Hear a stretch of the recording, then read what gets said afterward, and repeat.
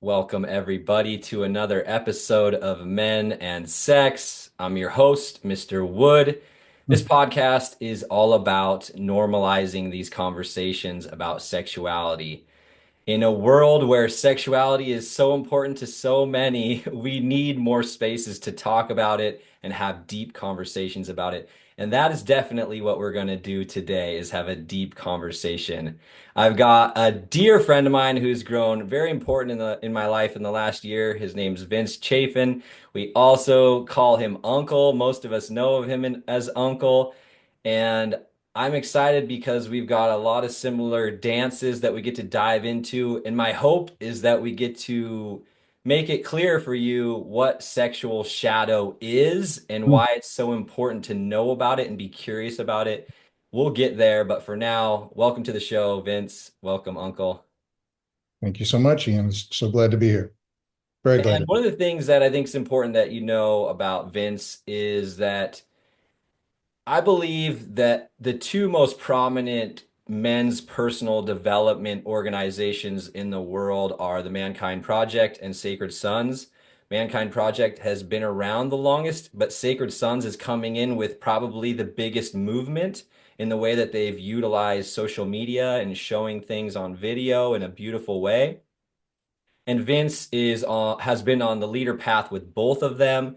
He's very experienced in men's work, and I've seen him firsthand, and really enjoyed learning from him. So, what has it been like on your path, Uncle, being a part of the men's movement from MKP and really seeing it to where it's coming with Sacred Sons? What have you loved about this journey, and what stood out to you being a part of it?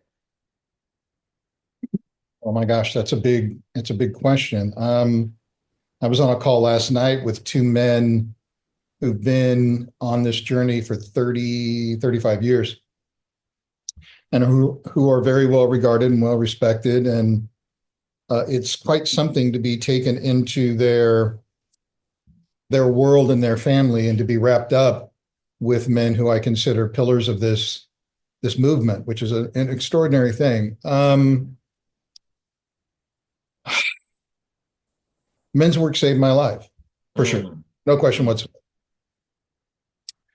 And what's extraordinary about it from the MKP side, because that's where I started, when I think back to my initial initiatory experience, and I look at it now from a person who's in it on the other side of the curtain, a huge part of the MKP philosophy, the culture, is the giveaway, is being in service to other, selfless service to other. And I think now back to those probably 40 staff men who left their wives, their husbands, their friends, their family, and came and gave of themselves, paid to be there. They paid to come to a weekend, to not sleep well, to not eat well, to try to help me and probably 38 or 40 other initiates change our lives.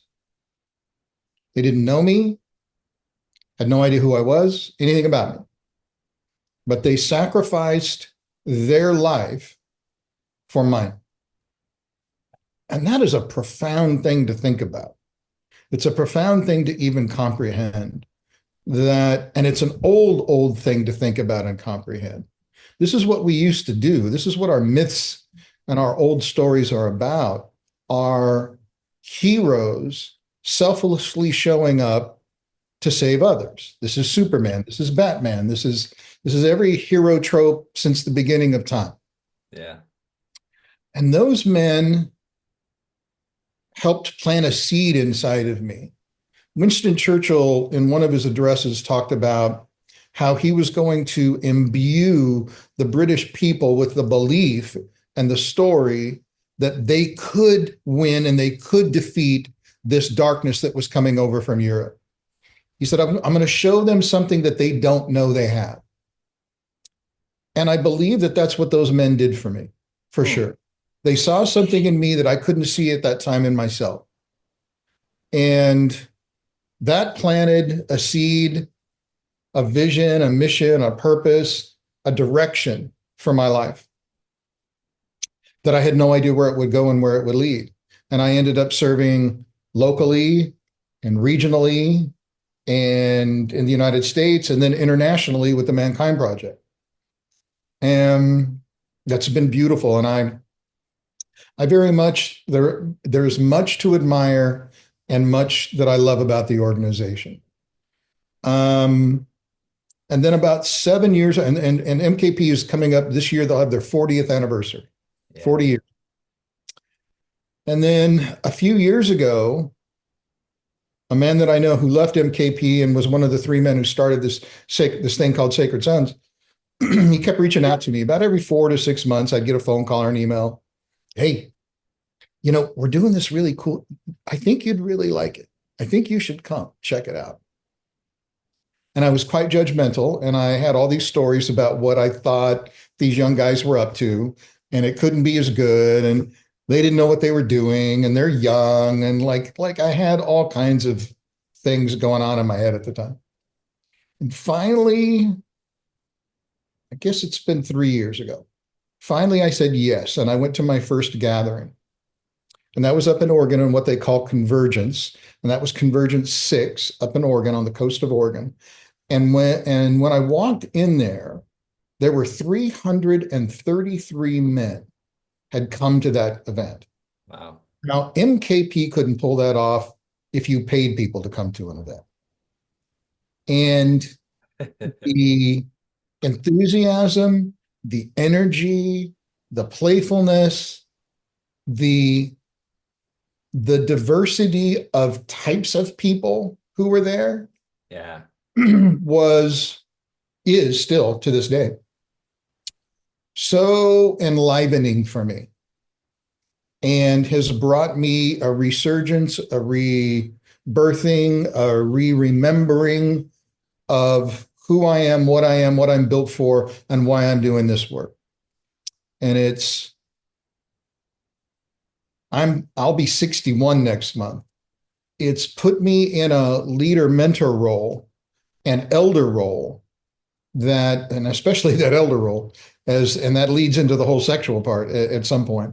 Yeah. It leads me into a phase of my life that I didn't know I was at and unconsciously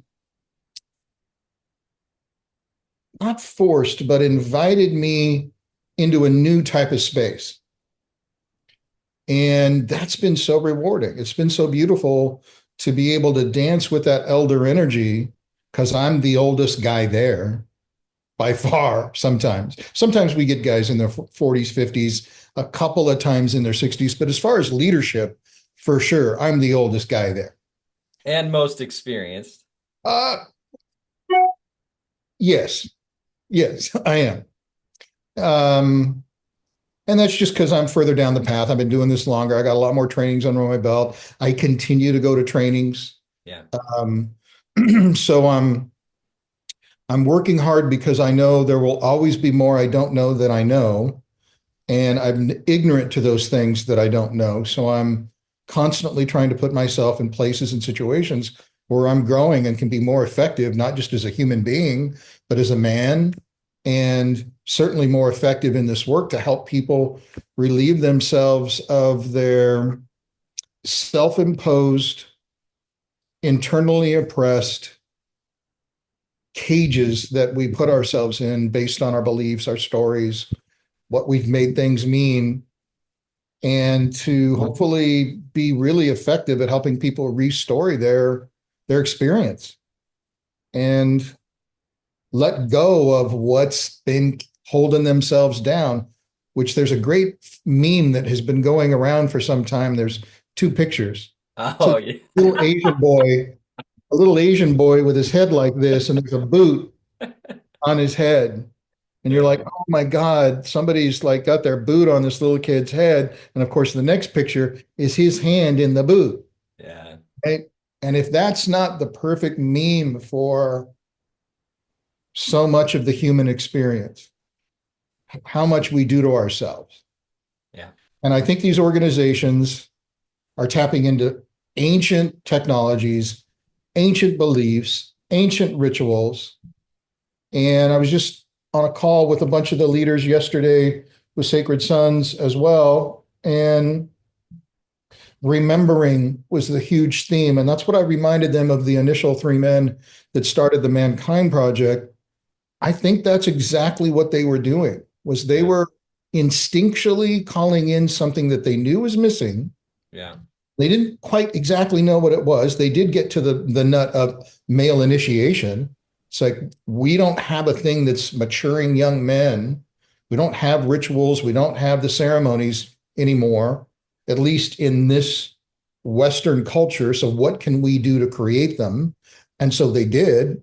Amazing. Oh my God. However imperfect, however many places they had to borrow from, but they did it and it stuck, and it's been sticking for 40 years.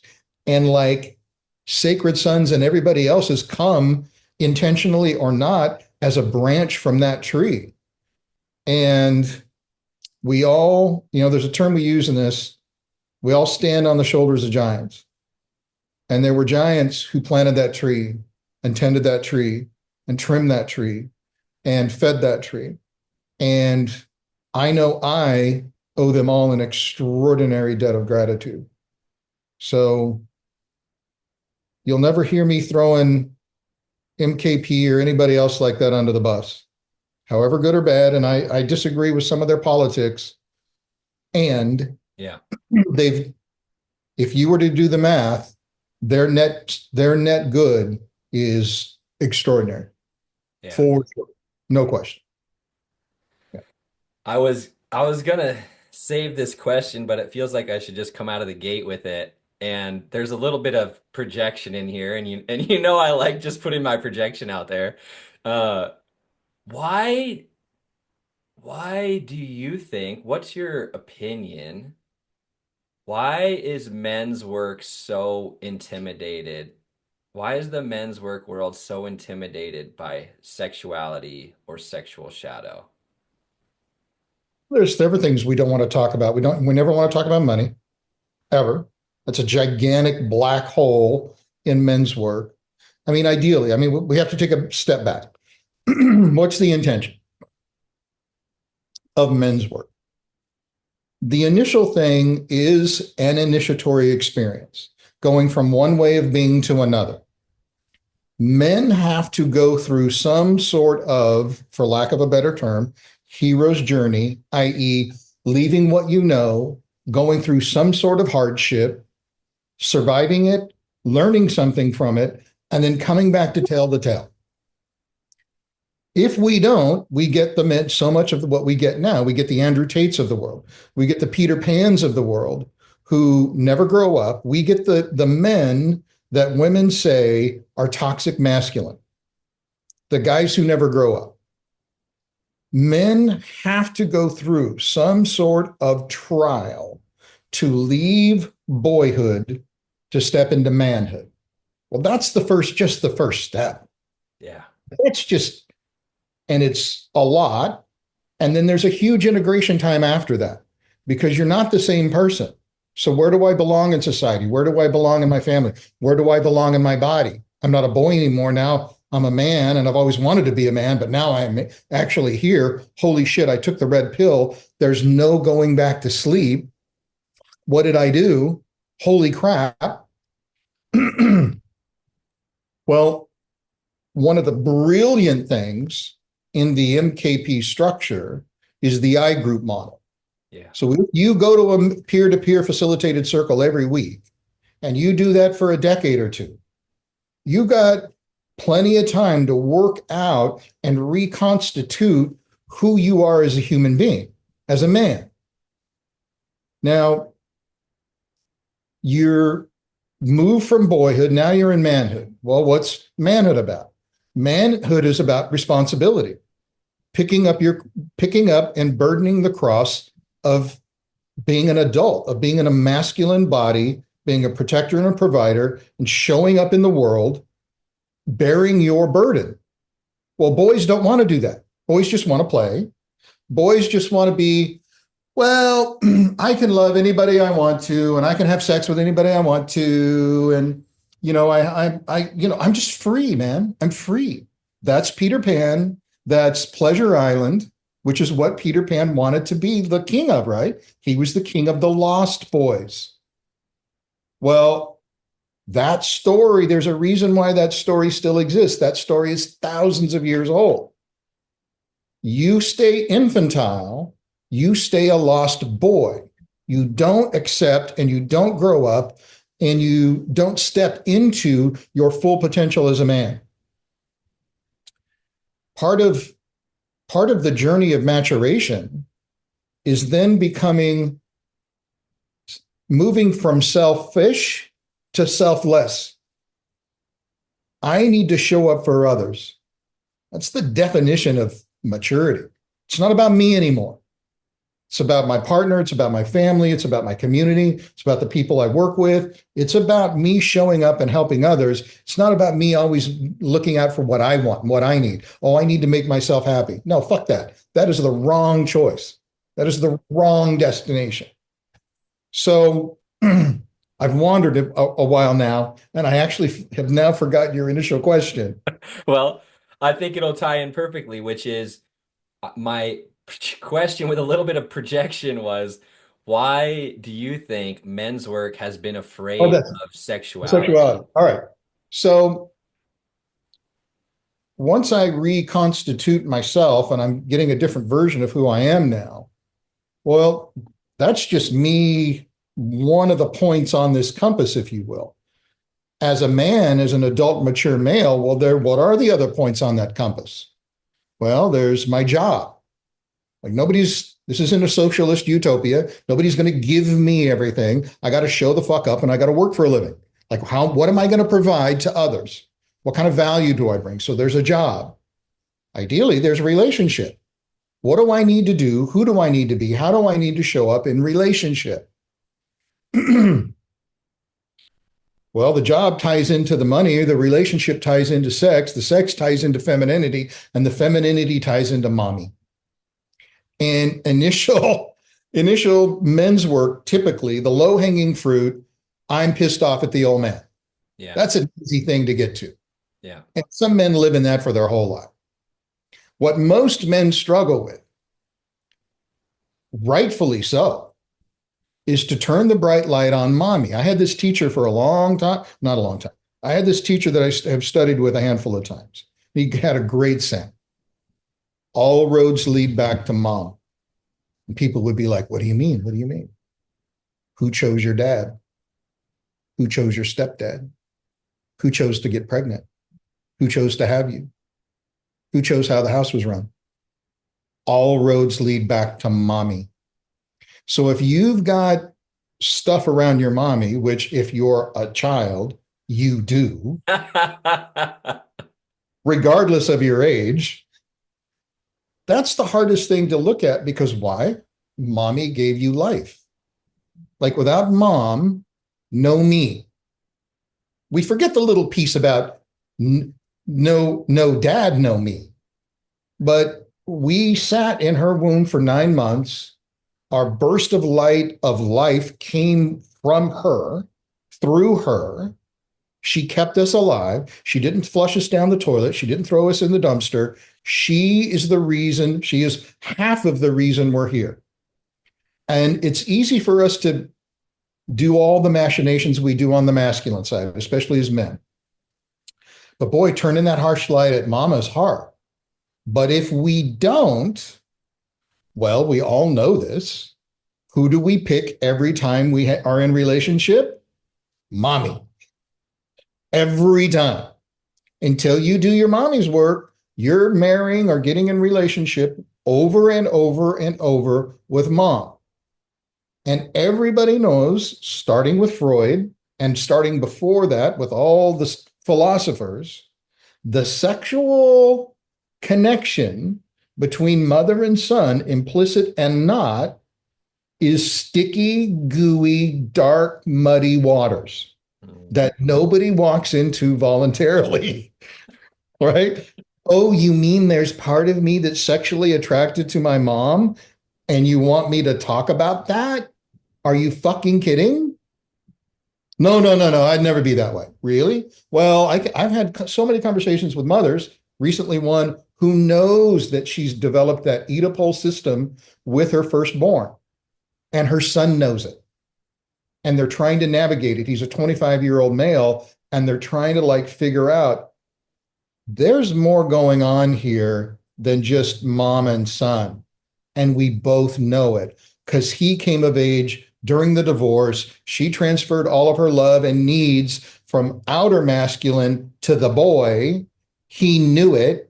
If you read any of the four agreements, Don Miguel Ruiz, one of those he talked about was even in our unconscious state at 2, 3, 4, 5, 6 years old, we say yes to the stories, overt and covert, that our parents tell. And some part of us as little boys always want to be mommy's favorite. Like, who doesn't want to be mommy's favorite? Who doesn't want to be mommy's man forever and ever? You're always going to be my favorite. I'm dead. Mommy loves you so much. You'll always be mommy's favorite man. That's fucking spell casting, bro. And that's like, of course the boy says yes. What else is he going to say? There's no 3 or 5 or 7 year old that's going to go, no, mom, I'm sorry, that's really sick. I don't think that's an appropriate relationship between us. No, the boy's going to go, yay, I get to be mommy's favorite forever. Well, now grow up. Now you're 15, 16, 17, 20 in your 30s, and you're out there in the world. And if you're straight, you're looking at desiring women. And that's the thing that you're looking through at every single woman you look at, is that fucking dynamic that got set up with mommy. And so most men's organizations, that's why the Desert Wisdom thing was developed, to look at that feminine wound for sure, to look square in the eyes of the mother wound. Most initiatory weekends, we don't have a, like say, most men lean toward the father. Occasionally we'll get mother wound work there, which is great. I love, because it really like hits home. You can see it reverberate through the container. Oh yeah. Out of you 30 bros, 20 of you are already crying. Come on in. Like, we all know it's here. So let's go there. That's usually the second and third work, which of course then, yeah, that puts sexuality way down the road. Now, we have a process on the MKP weekend that we call Cock Talk that addresses sex and sexuality, but it's not a conversation. It's I'm going to talk about sex for 3 minutes or 2 minutes, whatever my time is, and then the next guy talks, and the next guy talks, and the next guy talks. There's no exploration or extension of the story or like diving in and working on it. It's just a talking about it.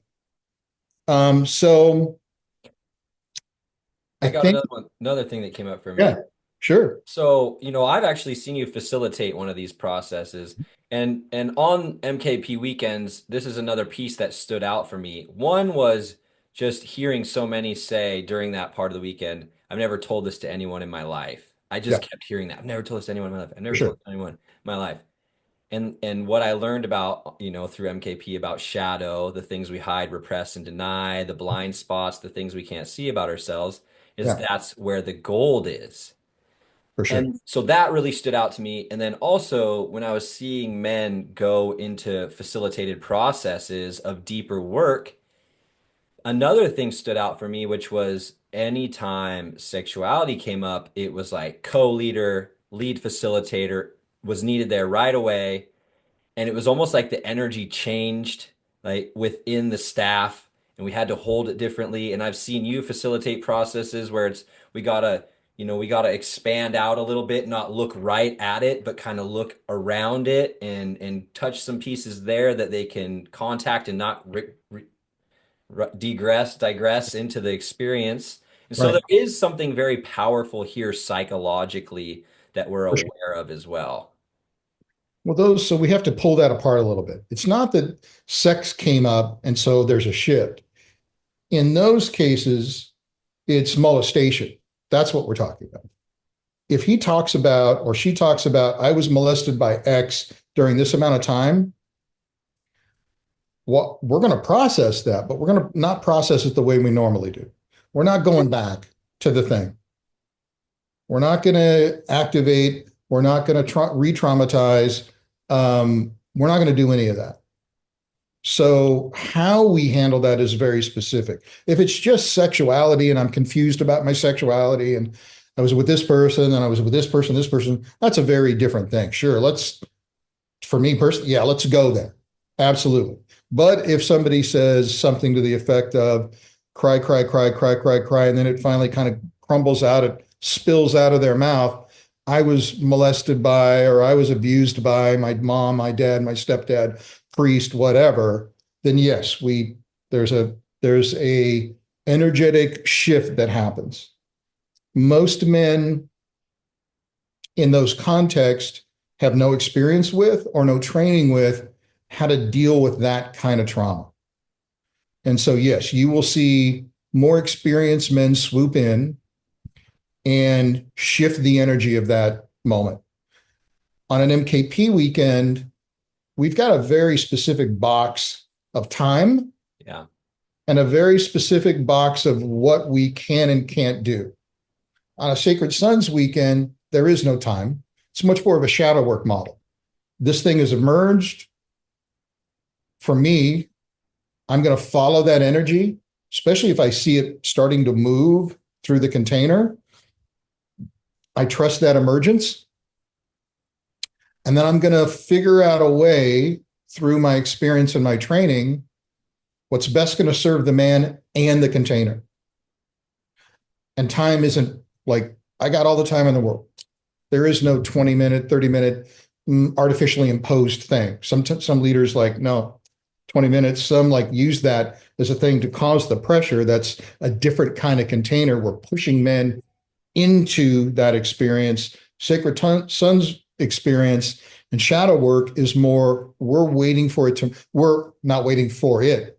We are observant of what wants to emerge, what is emerging, and then dancing with that energy, which is very exciting for me because that's just the kind of guy I am. I love that kind of thing. I love not knowing what's going to happen in the next 2 minutes. And then something emerges. If I'm paying attention, I follow it. So the sexuality piece, it's so loaded.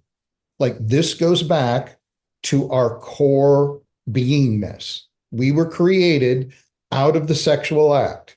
No sexual act, no human being. wow, yeah, So it's like, and Freud knew this so well, Jung expanded it. Everything about us in our physicality in one way or another. I mean, just look at the world we're living in right now. We're being told that there's no difference between a man and a woman. oh, You can be anything that you want to be, regardless of your biology. You whatever you want to call yourself, you call yourself. No constraints. And that's being pounded in us globally. And yet we all know there's only two. And that's all that exists. And you can call yourself anything you want to. But we know there's only two. There's not a third. 0.0005% of the population has various things going on biologically. That's one or the other or both. But that's like, it's not even a number that we can even really talk about. So for, who knows, let's just say 500,000 years of quote unquote human development, there's two. Now you start throwing that into question, and then you start questioning yourself, and you start digging into your desires and your wants and your needs and your predilections and all of that. Sexuality is confusing as fuck, which is why 12 to 15-year-old girls are like out of it because all the hormones are raging. Everything in their body is readjusting and changing. All predicated on the fact that they're in a female body. They're not asking for it. All of a sudden, things start to change. That's the initiatory process for a woman, by the way, is the menstrual cycle. They go from girl to woman, right? So biology does that for women. Men don't have that. So why don't we do it as much as we could or should? Because most men are afraid of it. They don't want to stare at it. They don't want to look hard in the mirror. How have I been with my sex and my sexuality? Where have I used, abused, lied, cheated, stole? Where have I taken constantly for my own self gratification? And especially with men, certainly where I grew up, I was very soft. I cried all the time at the drop of a hat. Like anything would make me cry. And growing up where I grew up, well, if you did that, you were gay. Yeah. And if you were gay and people thought you were gay, I was getting beaten constantly, thrown in trash cans, locked in lockers, chased home, chased to school, like constant. Because where I grew up in Bakersfield, no gays allowed, which is like most people, like most places. Yeah. Yeah, we have some places in LA and some places in Houston and places in San Francisco that's like, yeah, that's okay. We love you. But most places, not so much. So you want to talk about that on a men's weekend when you only got like so much time and you want to expose that I don't know if I'm straight or gay. I don't know how you're going to feel about it and how you're going to react. I had a man on a weekend one time, not that long ago, about a year ago, come on a weekend and had a charge with a man on the weekend that happens to be gay, but he thought was gay. And he had some of the most horrible things pour out of his mouth. Wow. Now, imagine that gay man exposed himself and talked about his experience and really opened up in front of a container that had that man in it. One more risk he has to take, one more either real or perceived moment of non-safety, and we live and die on reputation. We live and die on what people think about us on some level, or Yeah. social capital. Yeah. So it comes down to the core of who we are and what we think we are. And to be able to create a container that can hold that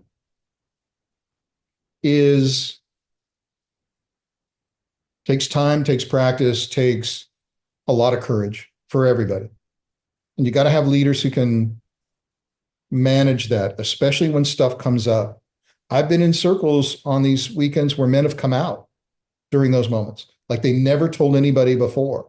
They've exposed when they've been molested, like they told secrets in front of strangers because there was no real world consequences. They didn't know any of these men. Yeah. So that it was safe enough for them to say the thing that they couldn't say or wouldn't say in the past. There's safety in that. I lead a women's circle as well, strangely enough. A bunch of women asked me to lead their circle, and that's exactly what was coming up for them. They were saying, because they all know each other, it's easier for me to talk about how messy I am and the things I don't really want to talk about with strangers than it is with these people that know me. Because they know me. Like I see them out shopping and I go to one who's chiropractor. I know these people. And if you really knew me, and this gets to the other part, here's another thing why we don't talk about it. If you really knew me, you wouldn't love me. Yeah. Well, fuck, bro. Like, that gets right down to the nut of everything. If I really told you everything, what I really think, what I really feel, what turns me on, what doesn't turn me on, what upsets me, what makes me feel gross, what if I really told you my deepest, darkest sexual fantasies, would you still want me? Fuck, there are couples who have been married for years and years and years who have never exposed what they truly want to each other. Yeah. Why? Because they're afraid of being judged and that they'll leave you if you know what a freak you are. Right? Like, so this is, I, it's no wonder that it takes forever to get there. You got to do a lot of steps before you get there. I think one of the words that you said that really stood out for me and what I felt in all the experiences where there has been space created for it is the charge. It's palpable for me. It's like opening a treasure chest and there's a loudspeaker in there that you can't hear until it's open and it's just thumping the moment you open it up. That's what it feels like every time. Pandora's box, baby. Pandora's It's box. so charged. And I feel like it's generations upon generations of For don't sure. talk about it, don't talk about it. And alongside don't talk about it are the poor religious translations of you're going to be eternally damned for this. You're going to, God's not going to love you for this. Yeah, there's so much charge that is I don't want you to know who I am because, for one, you may not love me, and God may not love me, the creator of there's that energy is just in the collective, whether we've experienced it firsthand. And I think that's one of the things that's almost attracted me to it, like, a bug to a light. I'm like, there's a lot of energy here. This may need some attention. And if I expose myself to you, if I'm in the wrong place, the wrong time, the wrong neighborhood, my life's in danger. Literally, my life's in danger. So, of course, there's so much there. Like, duh, it's the primordial ooze of the beginning, literally. So, The primordial ooze of the beginning. right, which was your father and your mother coming together, those sacred juices that created the beginning. We all come out of um, what was Peter Gabriel's song, The Blood of Eden. In the blood of Eden come the woman and the man. So we can talk about 5,000 other things before we ever get to that. So Well, it's terrifying for most men. It's terrifying. I was grateful. I was excited to be a part of the first Sacred. It sounded like the first Sacred Sons EMX, where we dove into it a little bit. We did. Yeah. Seeing the changes, the shifts, there's changes, there's shifts happening. Do you see some potential for us to be able to move in this direction in men's work? Maybe it's not on initiatory weekends, maybe it's not on the main events, but to have opportunities for men to take a scoop of these things. Are we coming into a time that's ready for that? Well, you're talking to a triple fire Aries. I'm always like leaning forward, my horns bashing into every perceived thing that tells me no. Doesn't help me get through 2 ESA very easily, I can tell you that. Um, I like challenge. I like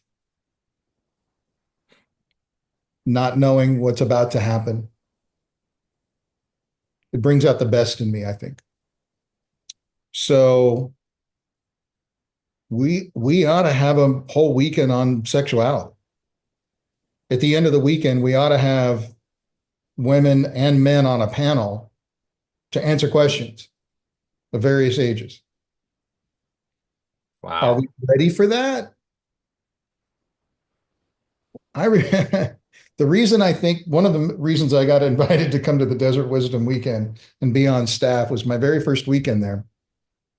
I went and did the weekend maybe 2 Octobers ago, I guess. And at one point in time, women come into the container. They're part of the facilitation team, and we drop a little bomb about sex or sexuality, and we let that sit, and we have some conversations around it. A little bit, not much, but like one drop. And then, but it wasn't much. And I remember at one point in the weekend, I said, "Well, I'm waiting for us to actually have the real conversation. When are we going to talk about sex?" Now, everybody in that room was what we would call initiated men. They've been in this work for however long. Several of the men got upset, they got angry,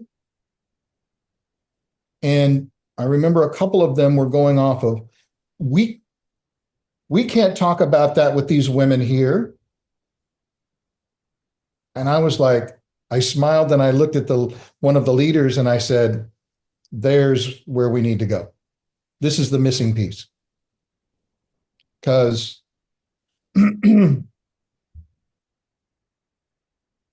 again, I have to go back and look at mommy. And most boys, whether they're 20 or 70, never ever want to cross that sacred bridge. And look at that. Look at what I got and what I didn't get. What did mommy emasculate daddy? Was mommy, I was always told by mommy that daddy left. But why did daddy leave? Maybe daddy's balls were so fucking crushed, he couldn't stay one more second with that rotten bitch. So he had to fucking leave. Which, of course, she was only acting out what was done to her mother, and vice versa. You'd have to go back, I don't know how many generations in that hurt feminine line to see. Now, women emasculate men to feel safe. They're just trying to create a safe space. So they're looking around for predators. When they have a baby, instinctually, even the dad becomes a predator. So she's constantly watching. Is he safe with my baby? The man who created it, the man she said she loved, good sickness and health forever and ever, he's now a possible predator. And women who haven't done their work will emasculate, defang every male anywhere around to naturally keep her child safe. It's just what they do. Now, if they've done their work, and I try very much at every podcast I do is to drop a plug for Allison Armstrong. If anybody wants to learn and take a deeper dive on the masculine, and you should invite her on your podcast if you haven't already had her, to take a deeper dive on the masculine feminine dynamic, why women do what they do, why men do what they do. I don't know that there's anybody on the planet who knows more than Allison Armstrong, especially in this world. And so it takes a very well-balanced, stable woman not to take the power away from her husband, let her husband be part of the whole raising process so that he can then be there to bring in what he needs to bring in for his sons and daughters. But if that doesn't happen, well, then we get the Oedipal mother complex. And we get boys who have been told their whole life that men are bad. And he overhears every conversation that she has with her girlfriends, throwing her ex under the bus. But what she doesn't realize what she's doing is she's throwing her son under the bus. Every time he hears that conversation, every time she demeans men. So he grows up thinking that he's bad, he's wrong, he's the problem, he's what's wrong with the world. And then he gets messages from everywhere telling him that he's bad, wrong, toxic, men are the problem of the world. I should just kill myself. So I'm just going to get little and play as small as possible. My sexuality's wrong. My body's wrong. The fact that I'm male at all, so I probably should be a girl. Girls are the only good thing on the planet. So let's be the good thing because men are the bad thing. So sure, yeah, I'm going to be a girl. Why not? Being a boy is terrible. So You got all that fucking going into this gray matter and into the cells of the young boys he's growing up. So, of course, by the time he hits puberty, and now even way later, what does he want to do? Stay home, jack off, play video games, never leave the basement. Because girls or boys, my sexuality is bad, wrong. Everything about me being in a male sexual body is wrong. It's all I've heard my whole fucking life. These poor young men that are growing up today, it's like there's no place for them other than the Tantra community or to go someplace to go completely to the other side. Yeah. Like, I'm just going to have, look at me. I'm a dolphin. I get to have sex with anybody and everything. Woo! Endless hedonistic self gratification. Well, that ain't a pathway either. And we know that. We all know that. And you know it when you're in it. But at least it's something. So, of course, they're going to go that way. What's my two options? Stay home, be an impotent, psychopathic rage monger on the internet, or go out and just be free, i.e., Pleasure Island. Well, there's a middle way. Yeah. There's the growing up way. There's the adopting of responsibility and integrity, finding a partner, committing to that partner, being in a long-term monogamous relationship, which, by the way, nobody wants to believe this, but it's true. Religious, monogamous couples have more sex than single people, and they have better sex than single people. That's not what the whole freedom movement told us was going to happen, but that's what's happened. So why don't we talk about it? Because it's scary as fuck. Something came up for me in this topic because we're talking about things that are hard to see in ourselves. Mm-hmm. The stuff with mom, the stuff with sexuality, it's why I'm so committed to it because it's the harder things to see in ourselves. And I talk to a lot of men that haven't been in men's personal development, men's work, and I can tell that it's just so in the blind spots. And it's something that I often talk to men about. This is the importance of us doing this work together. That I need to be in a community or a group that I trust, that I can be within to have some of my darker attributes, the shadow things reflected back to me. Mm-hmm. Whether it's simply accountability in me making agreements and not following through and being like, what shadow behavior is running that? Or looking at my relationships and my patterns in there. Oh, what seems, let me look across my relationships. What seems to be the patterns there? What are my projections of, oh, women are this, relationships are this. And now I've projected that on the whole world that that's what everyone is experiencing. Blind spots. And that I really, for myself, I've come to realize this is why I want to be around strong men. The stronger men I'm around, the more of those things I'm going to have come up so that I can see them in myself. For sure. I think one of the biggest things that hit me when starting to dive into this, I didn't know it was okay for me to have wants and needs. The world I grew up in, my father had lots of penthouse forums laying around. That was my initial sexual training ground. And I was a voracious reader. It wasn't about the pictures at all. It was about what was in the back of that penthouse, all that forum article, all those stories about clearly what all these people were doing out there. Of course, 90% of it was all fiction bullshit. But to a 12, 13, 14-year-old is like 15-year-olds like, holy shit. This is This the is what's world. going on. This is what's going on out there. People are going and doing their laundry and hooking up. Oh my God, this is crazy. Um, but in all of that training was my job is to please her. She gets all the orgasms.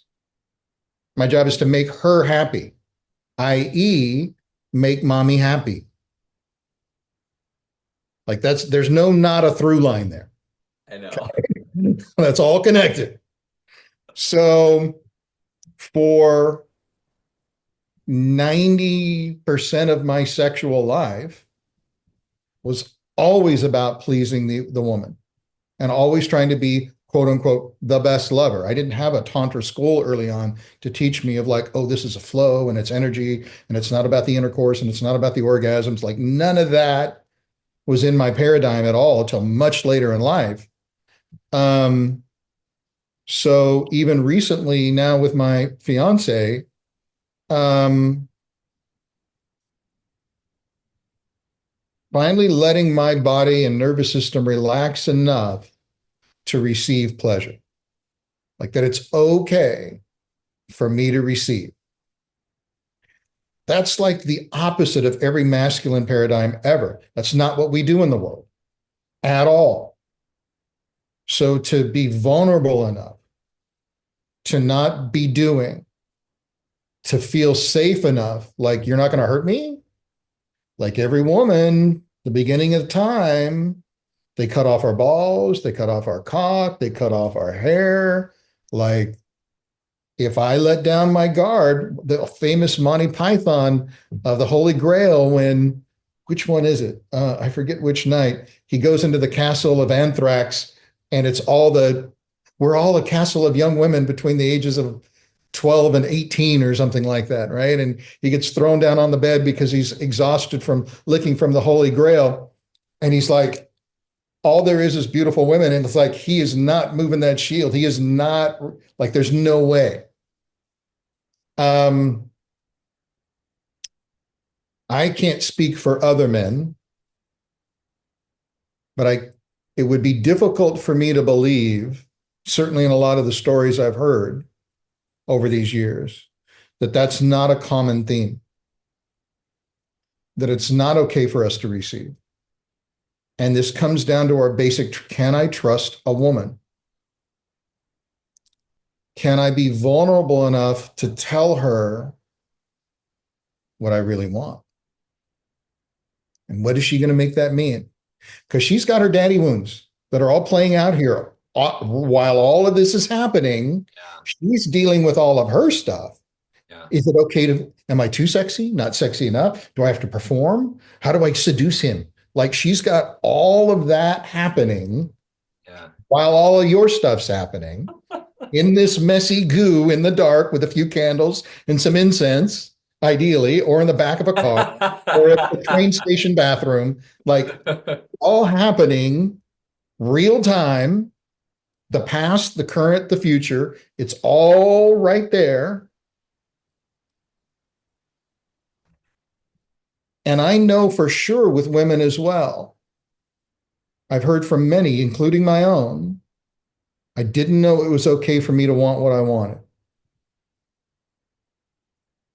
And women have been told their whole time, you're responsible for your orgasms. You're responsible for your pleasure. Well, yes, and what it would be like if we co-collaborated this thing. Like if we worked together on this. If you told me, if you felt safe enough, which is all the stuff before. Yeah. Did you clean the bathroom? Did you make the bed? Were you accountable to all the things you said you were going to do? Did you show up with flowers? Did you do the nice meal? Did you wash your feet? Like, did you do all of that that lays the bedrock for her to feel safe enough to truly open? Any woman will have sex with you. Yeah. That's not a big deal.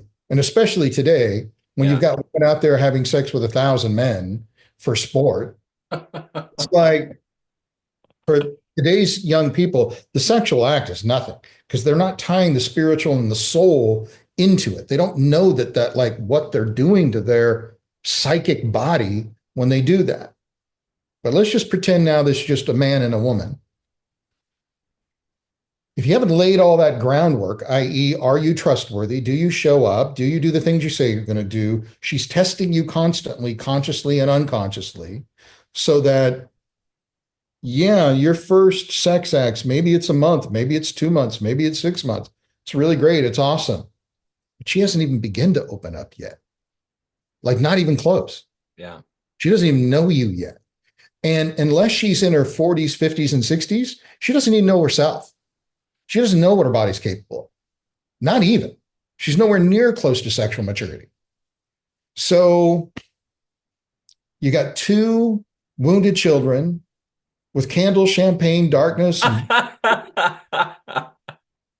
laying around with maybe some nice massage oil, rubbing up together. And all of that, like if you were to imagine a painting on the ceiling, each one of their Sistine chapels is that constellation of every man they've known, every woman they've known, their parents, their grandparents, their great grandparents, everything that's been handed down in their culture of what this thing we're doing is and should, like you said, should be or shouldn't be. Is it okay for me to enjoy you? Is it okay? Is it okay, especially for me? I'll speak for myself. Is it okay for me to enjoy? I love pleasing you. Like Yeah. I'm on task. I Yeah. got, and and as much as I say I'm not, and you've been around me, and I teach this constantly, not being attached to an outcome, Yeah. bro. I'm keeping score. And Yeah. if that number ain't pushing 8, 9, 10, 11, yeah, it's not a good night. Right. So I'm scorekeeping on one level. So I'm there, but I'm not really there. Yeah. And then when it comes, quote unquote, to my turn, am I really, am I really there? Am I really surrendering to this moment? Really surrendering to her, but not her woman, capital W, like all women. Can I completely surrender to all the women, all the gods, all the goddesses that are flowing through her at this moment? And if I allow Divine. myself to, then yeah, she all of a sudden transforms into every Greek story, every mythological creature you can imagine. She is in that moment and is unfolding. If I can get out of the way and surrender, and if I can have created the cocoon well enough, God knows what will show up through her. It's extraordinary. It's, as you said earlier, it's so complicated because in all of it, it's this game of do they love me? Do they see me? Do they value me? And then if we get to that point where we feel that, are they still going to love me? Are they still going to Sure. value me? Are they still going to see me? That teeter-totter swings real quick the other way of, okay, I think they do, but do they still have those feelings for me today? Well, what about today? Well, what about today? Well, what about today? And it never ends. She's always doing that, by the way. Like she has to. It's way back here in the limbic brain. She's constantly measuring, am I still your number one? Even if you're married, will you save me from the saber-toothed tigers first? Or is this 20-year-old or 30-year-old hot chick on OnlyFans the new number one? So she's constantly checking, am I safe with you still? So that's why I'm doing all this other work Yeah.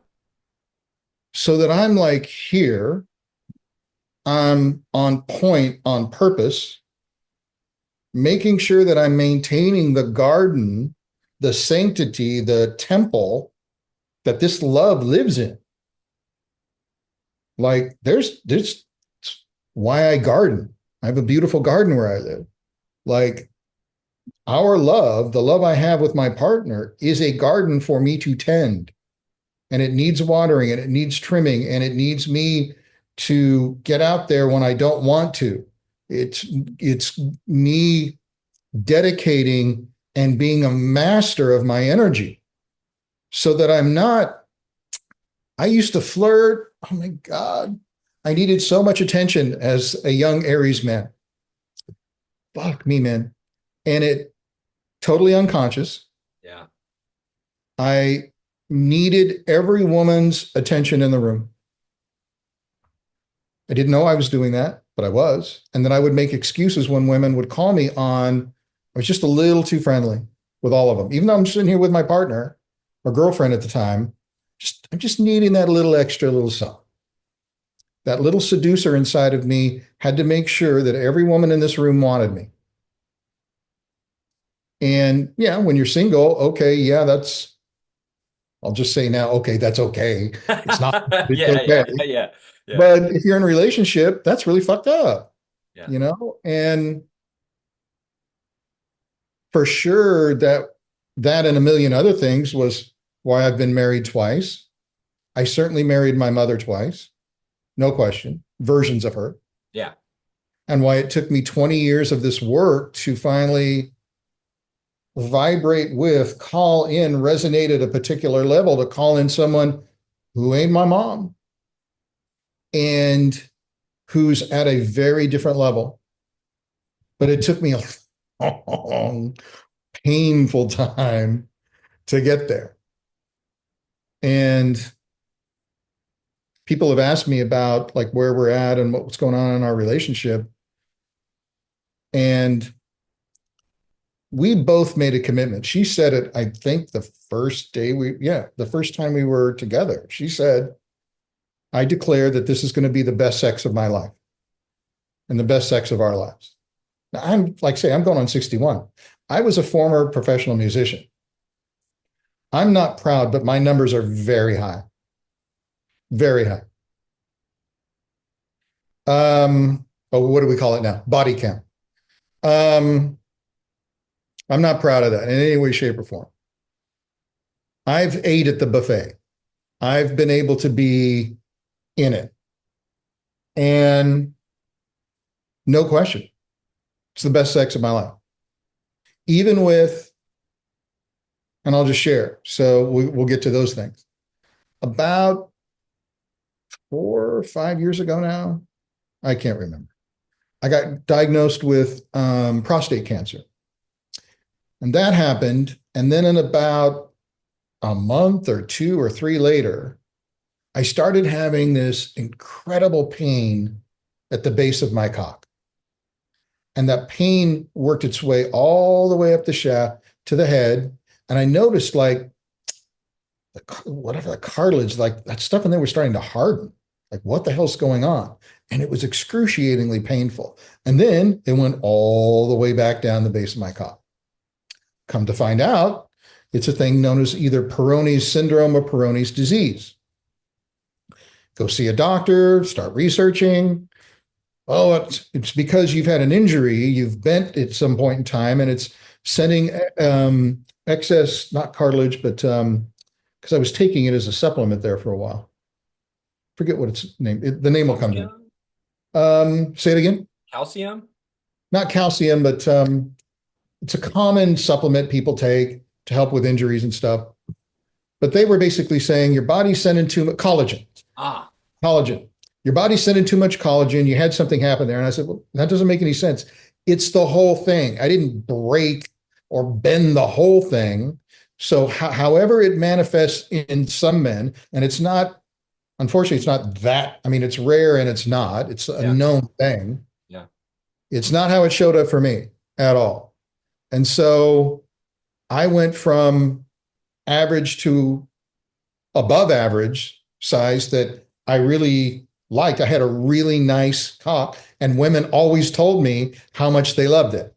It's like I got a lot of positive feedback, which was great. Yeah. To now, yeah, not so much at all. And it's never going to get better because it's got all this scar tissue in there. So it can't grow and it can't expand anywhere close to what it was. Well, that was way worse than getting cancer because my sexuality was so tied, my identity was so tied to my sexuality.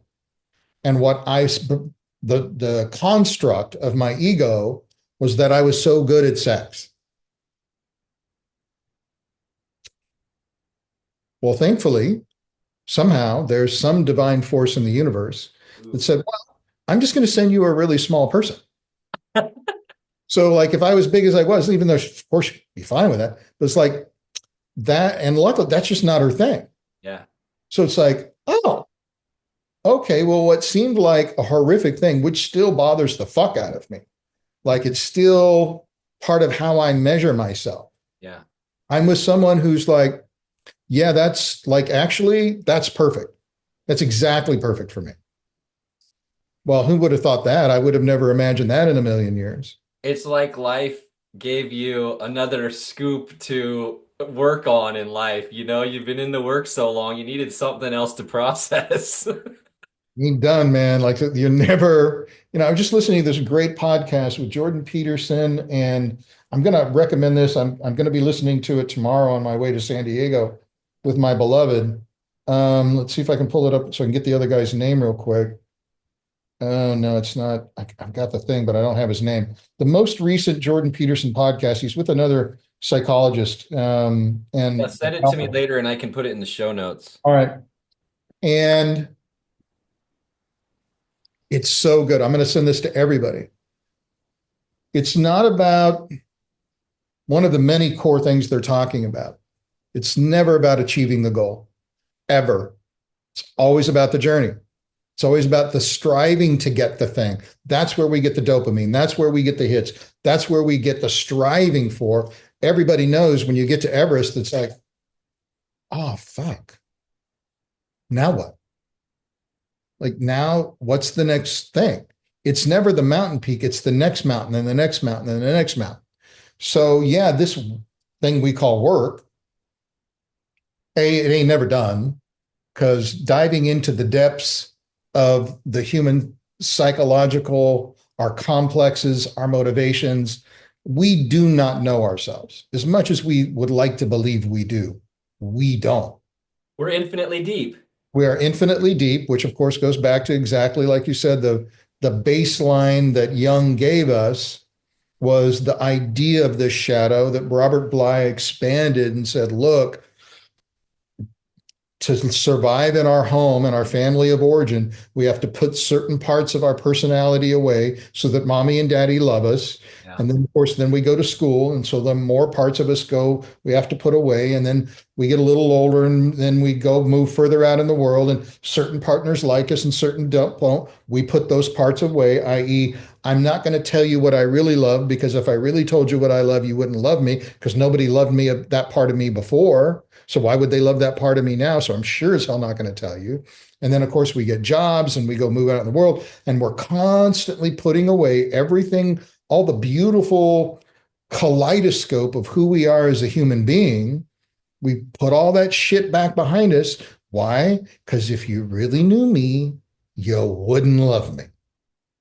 Or if I really showed you all these parts, you wouldn't accept me. Or if I live in certain places, if I really let these parts of myself out, well, fuck, I get shot or beat up.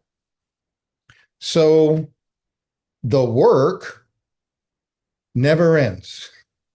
To like, and the work really, from my perspective, I'm changing that word. Yeah. This work now. I'm shifting that word. I don't talk about work anymore. Me too. I'm learning not to talk about work. What I'm trying to do now is get curious. I want to use the word curiosity. Yeah. Looking at. And now there's a double-edged sword here.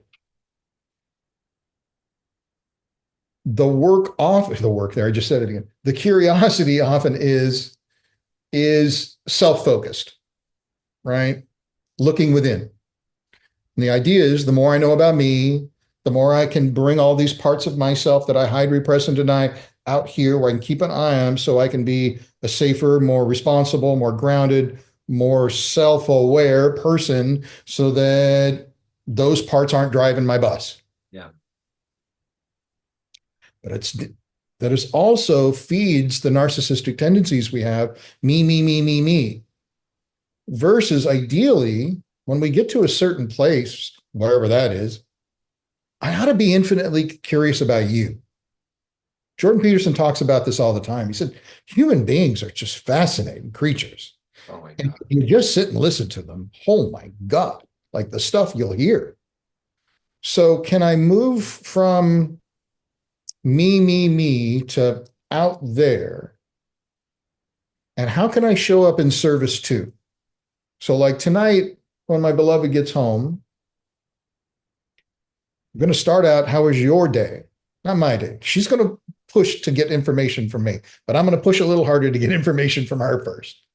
Tell me about you and tell me about what's going on. We haven't seen each other in a week and a half. So there's going to be this little dance. And she's going to go through the dance of, are you still safe?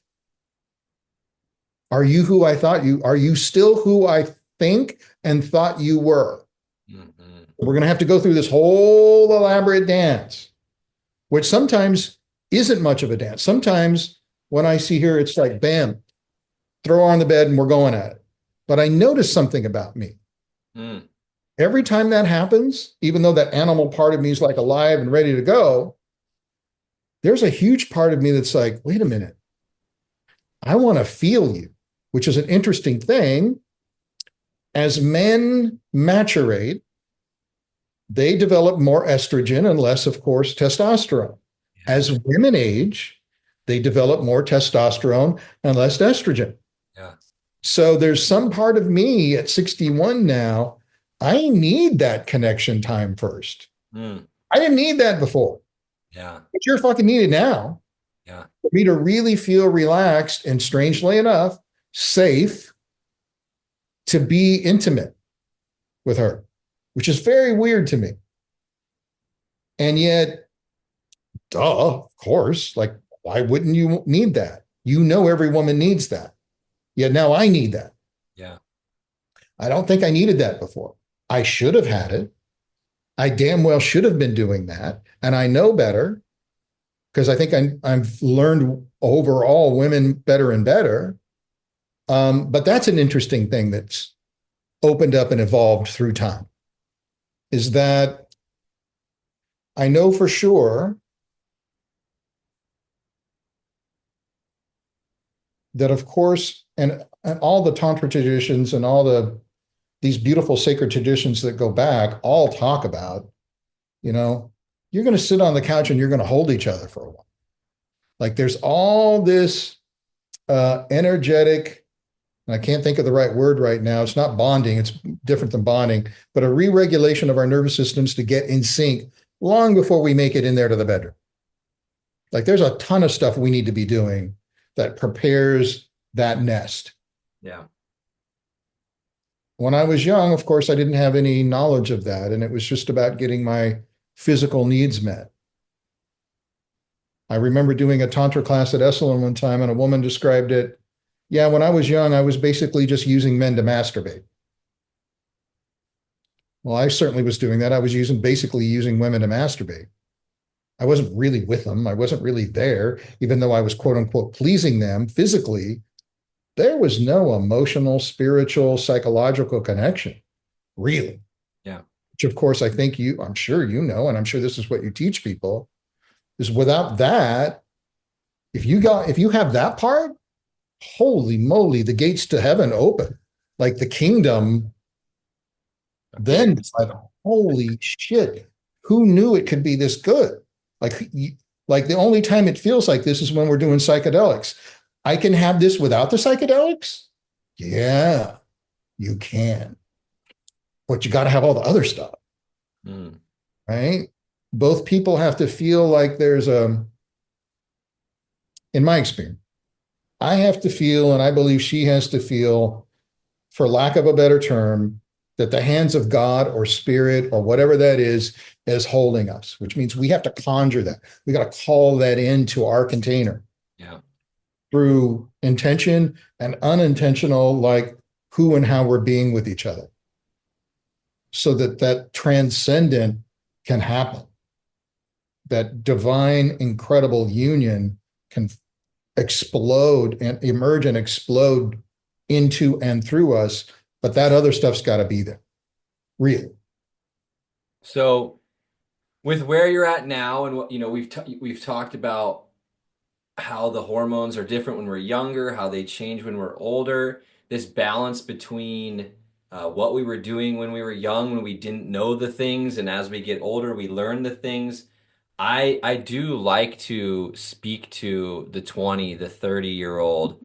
Sure. Looking at your own path, Yeah. knowing what you know now, what would you have maybe recommended to your 20 or 30 years old self to find a balance in your relationship to intimacy, sexuality? Just, I know that there was many layers needed there, but what would have been a good scoop for those younger versions of yourself? Mm.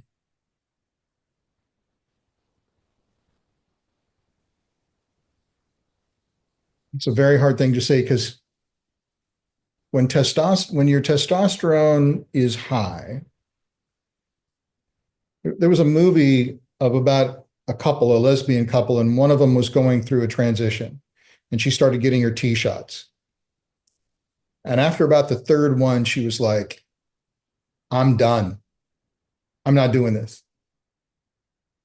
I want to fuck everything. I'm just walking down the street, doorknobs, children, adults, like everything is driving me crazy." And I remember that. Late in my life, I tried to do some tea therapy, and it was right before my cancer diagnosis, so I had to stop. And boy, that was like a re-remembering of holy shit, that's what this used to feel like. This constant drive to grab, to possess, to take, to like possess. Yeah. What would I tell him? Well, this is going to sound really awful and really sexist, but I'm going to say it nonetheless. One, they're all the same. Like every, you don't have to possess every flower in the garden. Ooh. And it does, that doesn't compute in the young male mind at all.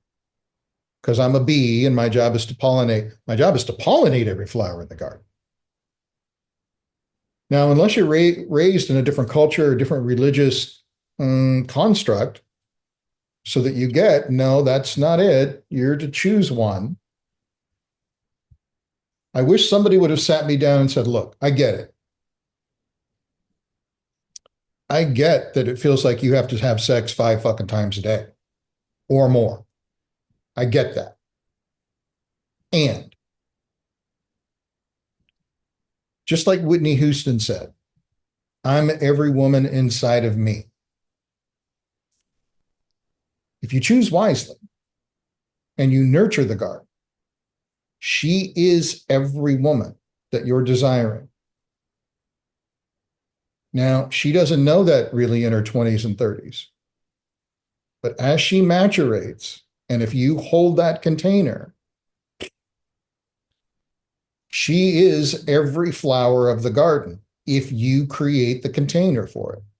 If you give her permission to go there, she wants to feel safe so that she can explore all the aspects. She can be the whore. She can be the nun. She can be all of it.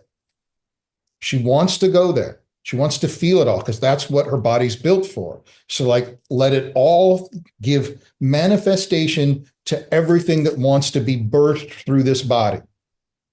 She won't do it if she feels like you're going to judge her about it, or if she ever gets an inkling that she's not enough for you.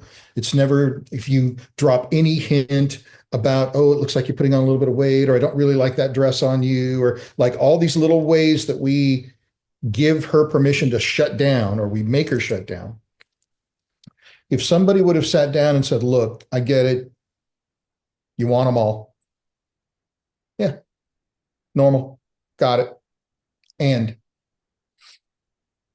pick one because one of them is them all. They're just all manifestations of the all. Mm. So choose one. And it'll feel like you're giving up all of the others. And in some way you are. It's an extraordinary sacrifice that men make. It's a gigantic sacrifice we make. I mean, we did that weekend, that remembrance weekend with Sacred Sons. It's September last year. And yeah, I'm 60. There were a lot of beautiful young women there.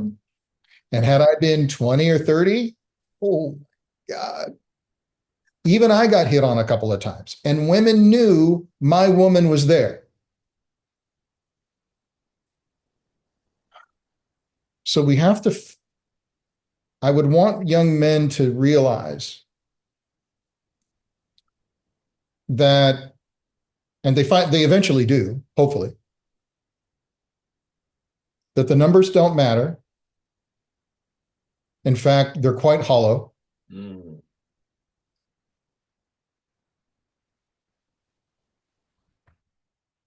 Oh, we lost Vince. Let's see if he comes back.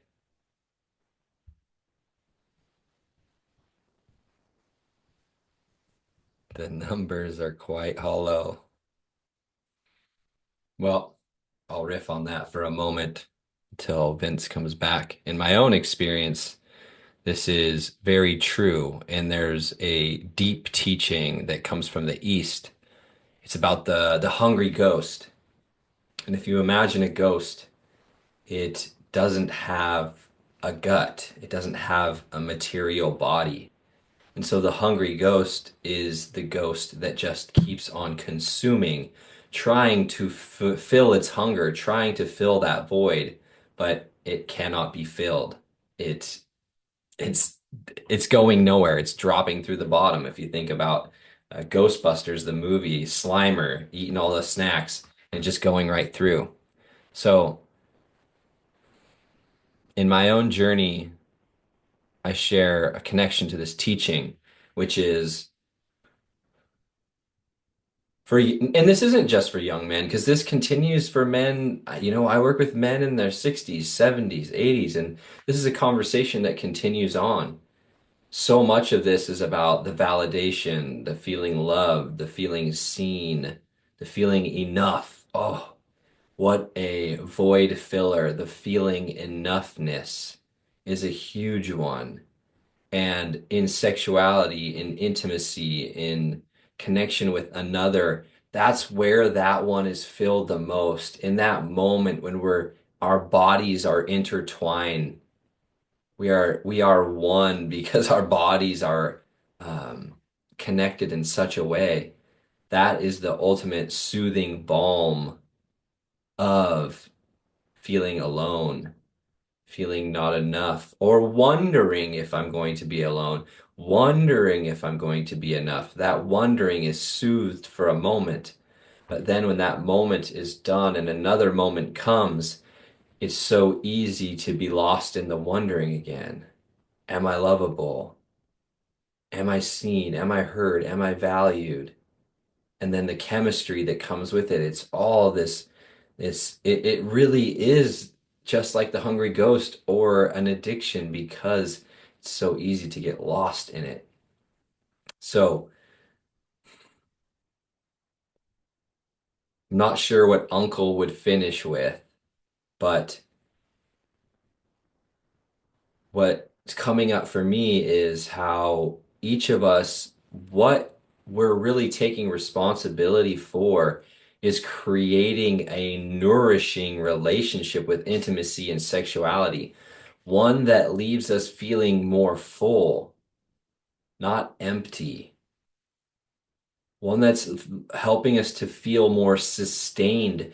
So, especially as men, whatever we're creating out in the world, and hopefully it's with keeping others in mind, a bigger picture in mind, that when we have a nourishing relationship to intimacy, to sexuality, now it's filling us and what we're creating and what we're doing out in the world. And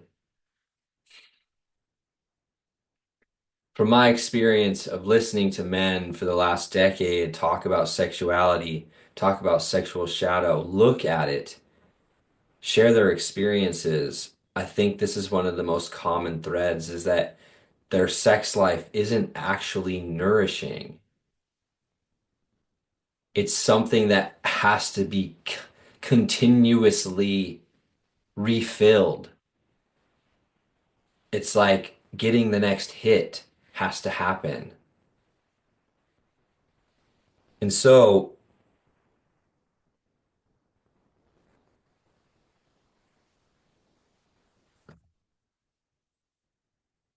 Uncle just texted me. I think he'll be back here.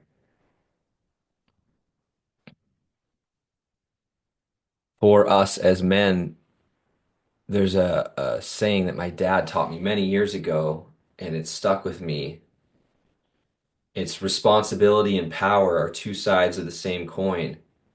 And in order to be in our power, and this is one of the main reasons why I focus on sexuality. For us to be in our power, we've got to take responsibility for what's going on with our relationship to sexuality. And in order to take responsibility, we have to take a look at it.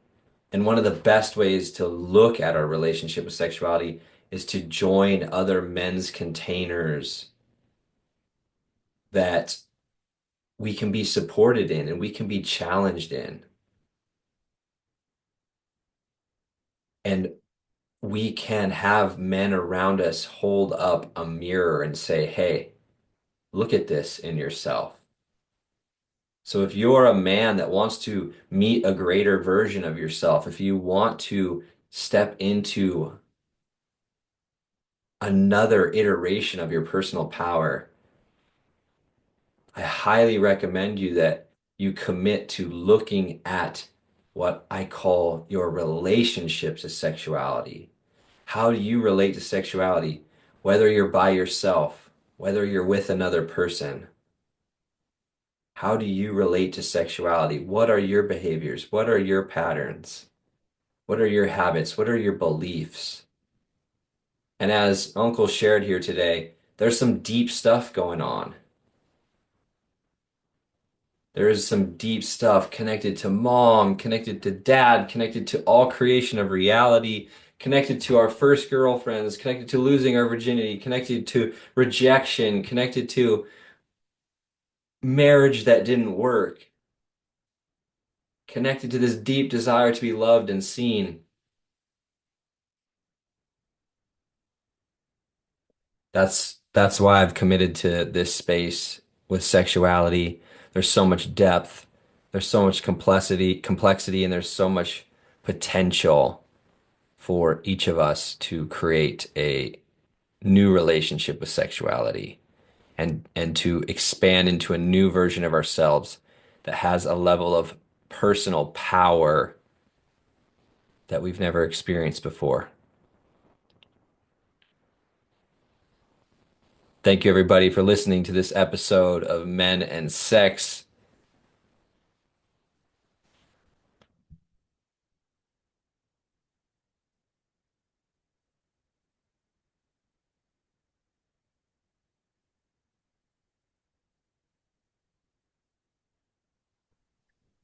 All right. Sorry about that. All good. I'll just And do a little audio like that you cut out, and then we'll dive back in. sweet. All right, everybody. Vince Uncle's internet went out for a second. We've got him back, and we're continuing the conversation. Welcome back, Uncle. Thank you. Yeah. So what were we? We were talking about what advice would I give to my younger self or a younger man? Study Tantra. Um, choose. And that's so difficult because we think that choice is missing out. And I believe that for sure. Even though I was married twice, um, I had a paradigm of if I choose this one, of course, which it's true. If I choose this one, I don't get to have all the other ones. That's only part of the story, though. That's a reality. And I can shift the way I look at it. And if I choose wisely and if I tend this garden wisely, I get more than all of them through this one. And that's a difficult thing for a young man to conceptualize, unless, of course, he's raised in certain ways to see it that way. Most young Western men don't. Like, my parents never talked to me about sex. Like, say, I learned about sex through Penthouse Forum and other 10, 11, 12-year-olds. Wow, they're real experts. Seriously. um, and I think I'd say it's okay to ask for what you want. It's okay for you to have pleasure too. I And feel like you both don't of, have to earn, this is what's underneath it.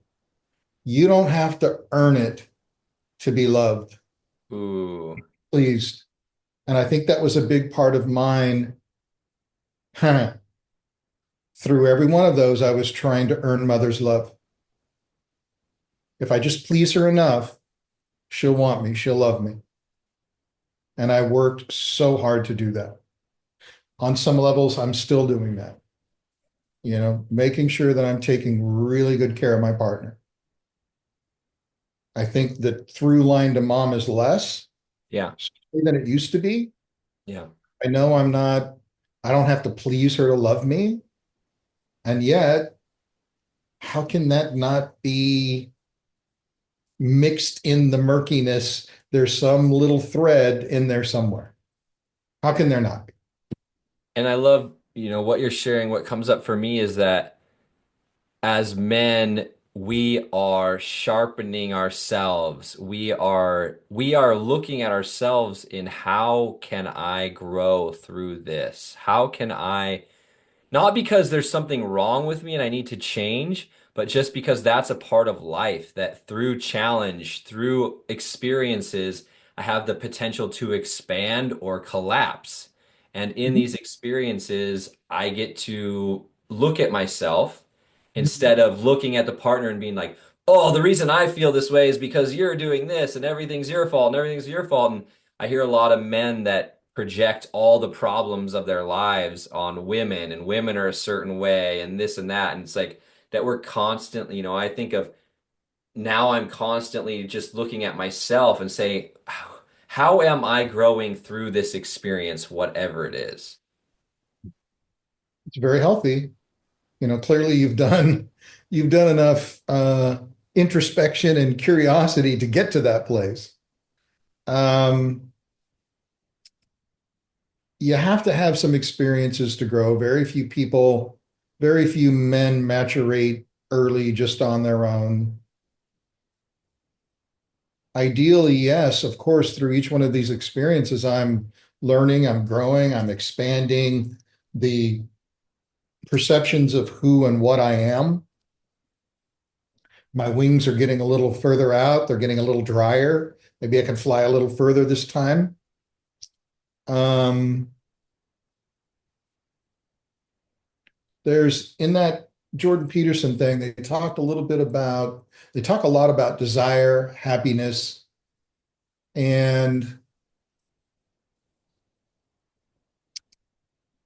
James Hollis wrote a book. I forget the first title of it, but the subtitle of it was The Search for the Magical Other. It's one of Mm, the books I highly recommend a lot. It's interesting. I can't think of the title right now, but the subtitle is The Search for the Magical Other. There is something deeply ingrained in us, especially, I can't speak for the feminine experience, but yeah, in my body as a man, this constant reaching, this constant yearning for the next experience, for the next thing. I see this in young men all the time now with the obsession with plant medicine work. yeah, It's to me, it's one more avenue to like not be here. And yes, it's beautiful and it's yeah, profound. I've done it. I get it. yeah. I've sat in those ceremonies. I've drank the medicine, and it's amazing. And if I'm doing that every weekend, like every other weekend, like I'm going from ceremony, boom, boom, boom, boom, boom, like, bro, like no roots. You got to have roots. Ooh, that's a good one. You have to have roots before you're out here at the tip of the top of the tree reaching for the stars. So, and it's an easy thing for me to say because I got to go to the buffet, Yeah.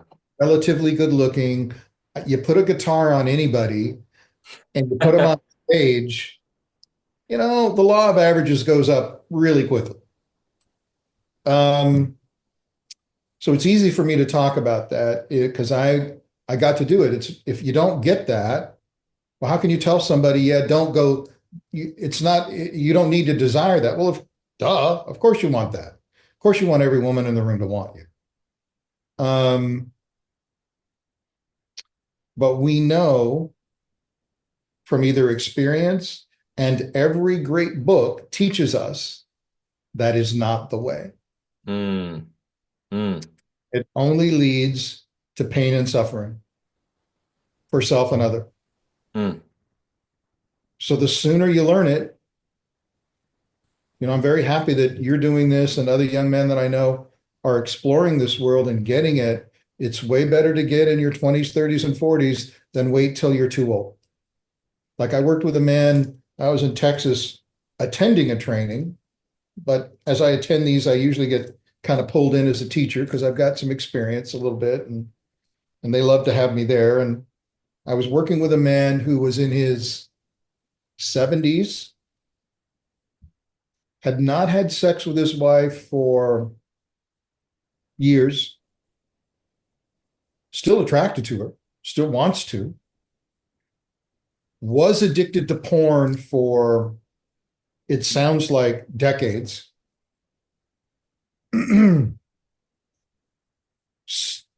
Very insecure in his body and in his what he would perceive manhood, like I talked about, as I always wanted to write the book Measure Up, all about like how we measure each other and ourselves based literally on the size of our cock.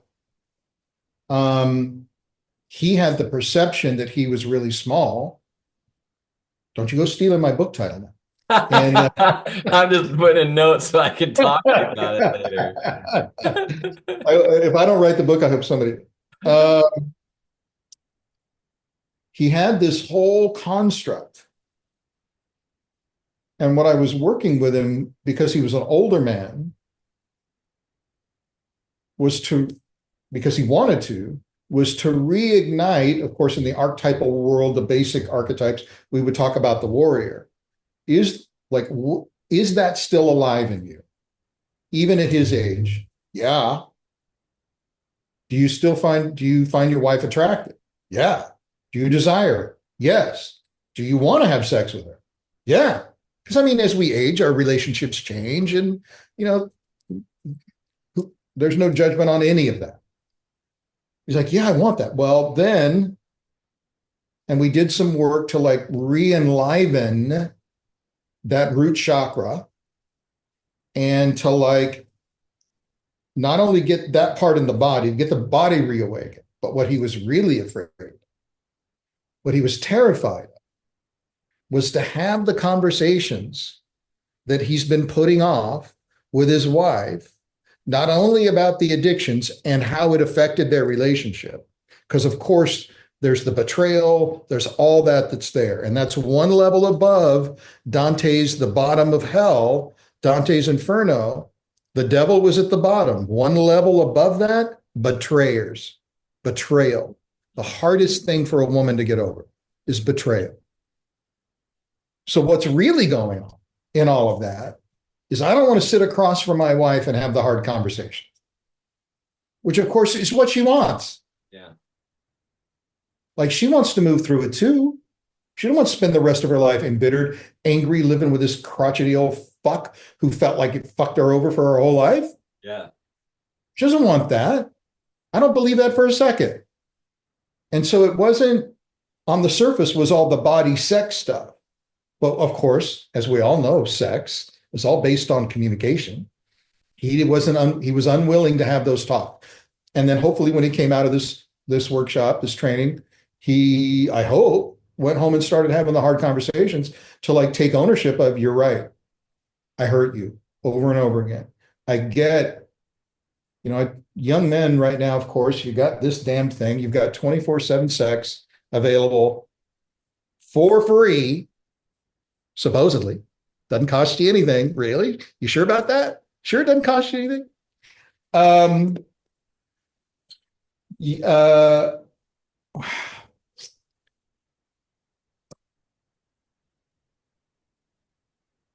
we're afraid to take a long, hard look in the mirror. Ooh. I mean, if you really want to I'll go back to the word work. If you really want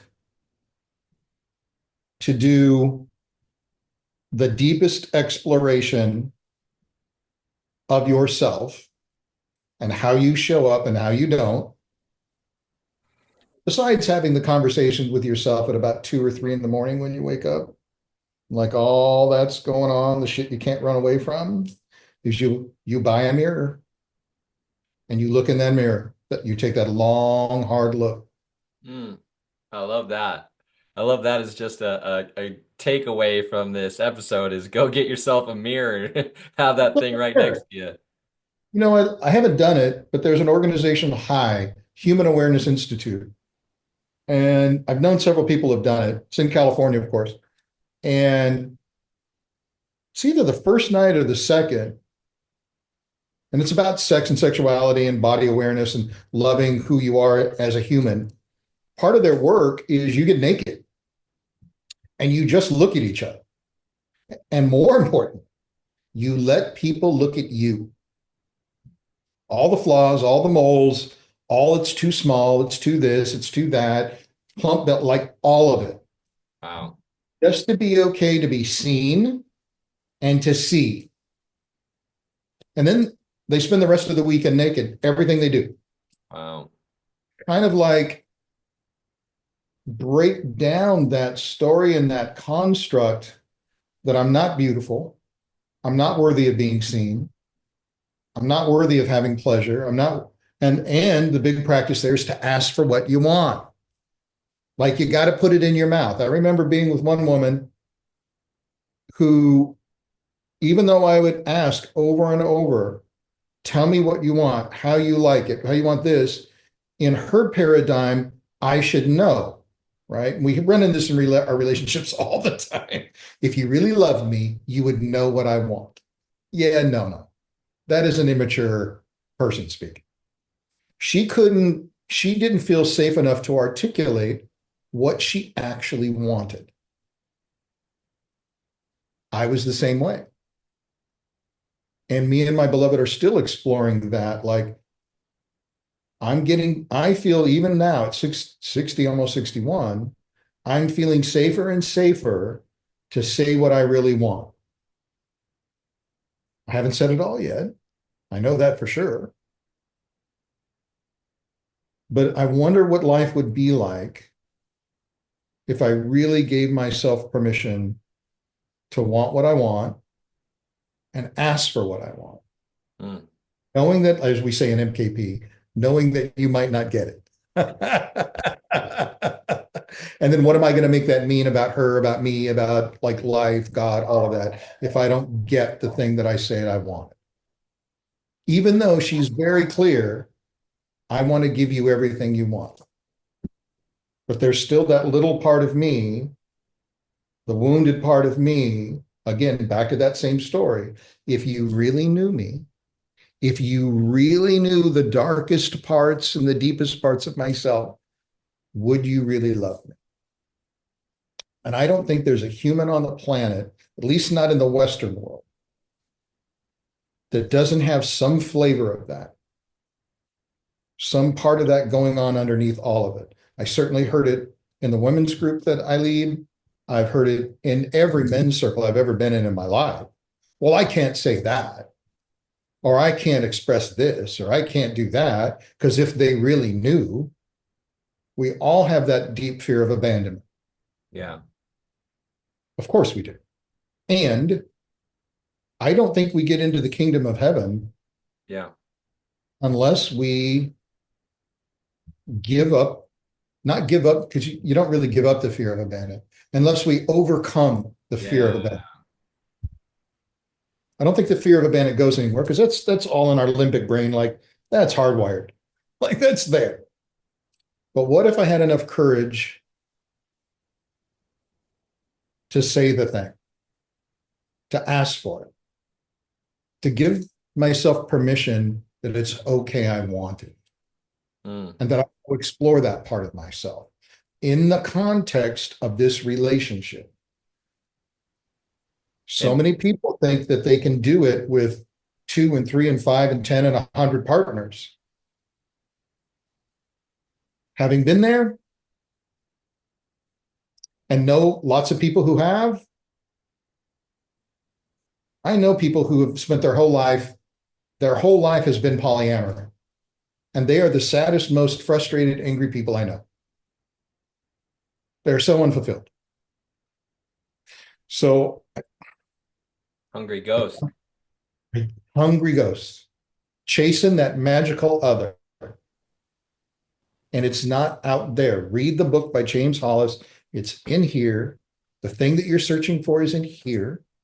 And if you set up the container of your relationship well, if you nurture it well, if you're clearly honest with each other. I was working with a man the other day who allowed himself, gave himself permission to go get a massage multiple times at a Chinese place, which first ended up in hand jobs. Well, he told his wife that, and they got to, well, okay, that's kind of okay, even though they're not having sex. They're intimate, but they're not having sex. So it's okay for me to go have sex somewhere else. And then, well, it just kind of happened. Well, one time, it kind of led to oral sex. I'm like, did it now? It just happened? Like I can go somewhere and oral sex will just happen? Like walking down the street? Is that a thing? Because I'd like to know where I can sign up for that. That sounds really awesome. I'd like that personally. But that one, he wasn't going to tell her. Of his wife of 15, 20 years, I forget how long ago. And he absolved himself of that sin. Mm. I'm like, yeah, no. So now you have a secret.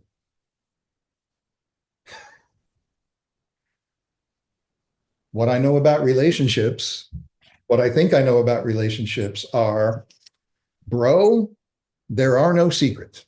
Yeah. That secret is the crack in the foundation. It is the termite in the wood. It is the elephant under the rug. It is the dragon in the cave. That's it. Why? Because he doesn't want to look in the mirror and go take 100% responsibility for what he did. And then stand in front of his wife and feel the dragon breath, feel the steam that's going to come when he says, oh, honey, I know we had this agreement, but I kind of broke the agreement.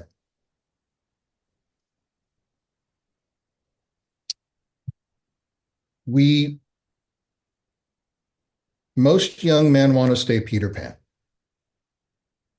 Some part of us want what we want. We want it now.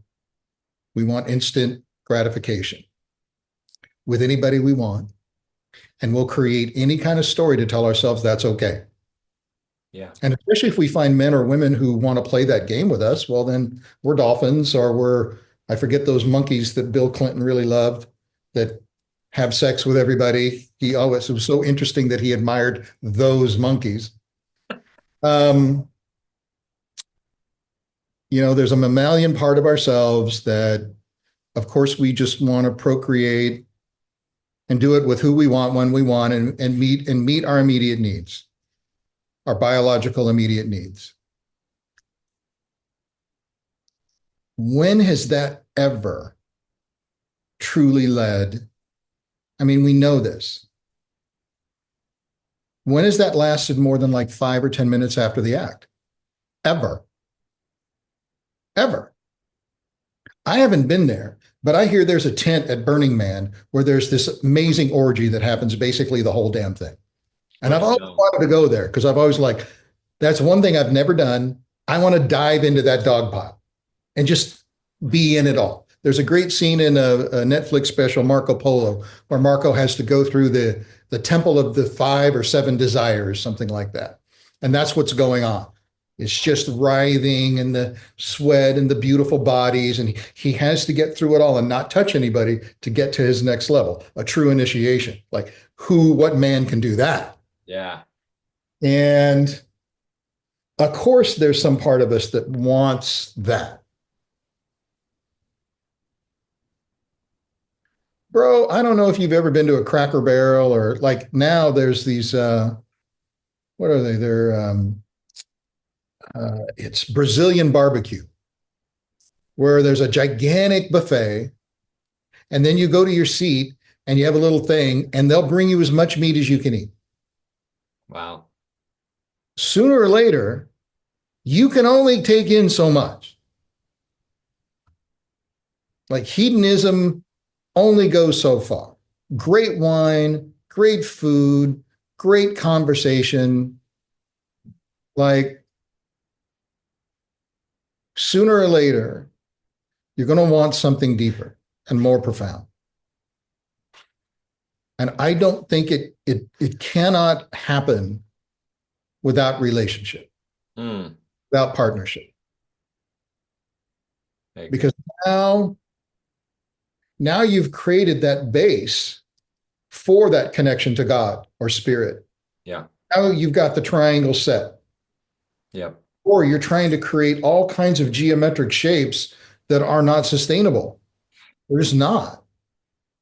But if you can find a partner who's will put up with you and is willing to like be with you and like go on the journey with you, well, now you've got the two bases for that now, that beautiful triangle, that beautiful construct to be now in right relationship with each other and spirit. And now the kingdom can open for you in ways you've like never conceived, ever. Divine portal. The divine portal is now there. Finally, you're entering the portal in a way before you entered it in a way of you could tell yourself, and I know all these. I've known a lot of young spiritual men who are, yoni massage practitioners, and we're gonna like, bro. I know that's the story you're telling yourself, and it's a great line, and I get it. It's a great gig. I too wanted to be a gigolo, and I got real close. And I invite you to take wisdom, young men out there, from a little bit older man. It's not the way. It's not the way.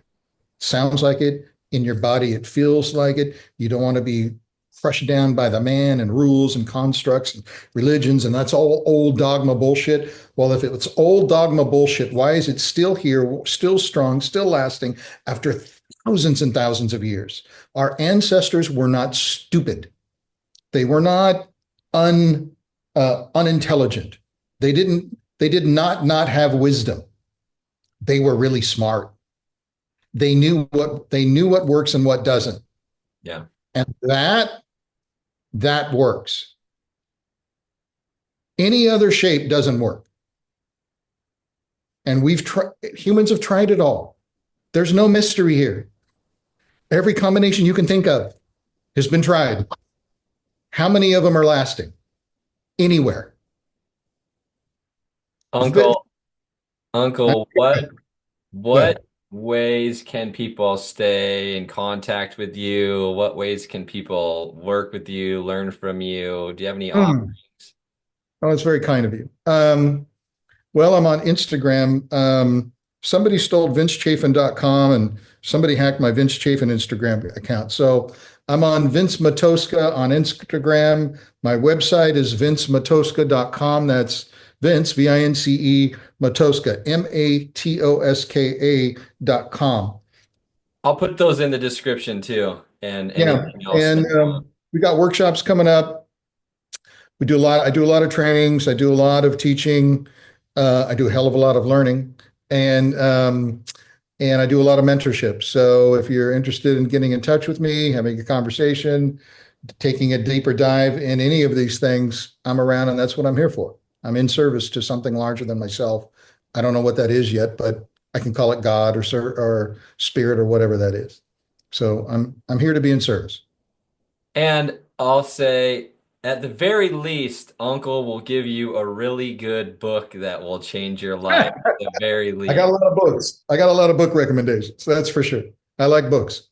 Well, thanks for coming on the show today, Uncle. I look forward to seeing what blossoms in the future in regards to this subject and men's work and all things. And I know you got the triple Aries, and I got some sort of fire in me too. So we'll see what happens. Absolutely. Thank you so much for having me on. Of course. All right, everybody. Thanks for listening. I'll see you on the next episodes. Enjoy, and all the links will be in the descriptions. Many more conversations to come.